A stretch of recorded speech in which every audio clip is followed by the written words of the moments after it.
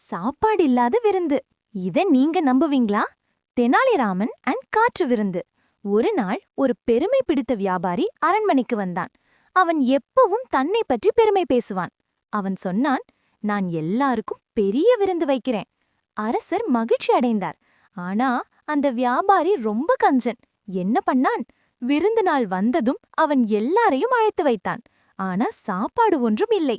இது காற்று விருந்து என்று சிரிச்சான். அனைவரும் கோபமாயிட்டாங்க. தெனாலிராமன் ஐடியா. அடுத்த நாள் தெனாலிராமன் அந்த வியாபாரியை வீட்டுக்கு அழைத்தார். நானும் உனக்கு விருந்து வைக்கிறேன் என்றார். வியாபாரி மகிழ்ச்சியோடு வந்தான். கிளைமேக்ஸ். அங்கேயும் சாப்பாடு ஒன்றும் இல்லை. தெனாலிராமன் சொன்னார், இது வாசனை விருந்து என்று சிரிப்பார். அவர் சாப்பாடு வாசனை மட்டும் காட்டினார். முடிவு, வியாபாரி வெட்கப்பட்டான். தன் தவறு புரிந்து கொண்டான். மற்றவர்களை ஏமாற்றினால் அதே மாதிரி நமக்கும் நடக்கும். இன்னும் சூப்பர் ஸ்டோரி வருது. மிஸ் ஆகாதீங்க. ஃபாலோ, லைக், ஷேர், சப்ஸ்கிரைப் பண்ணுங்க.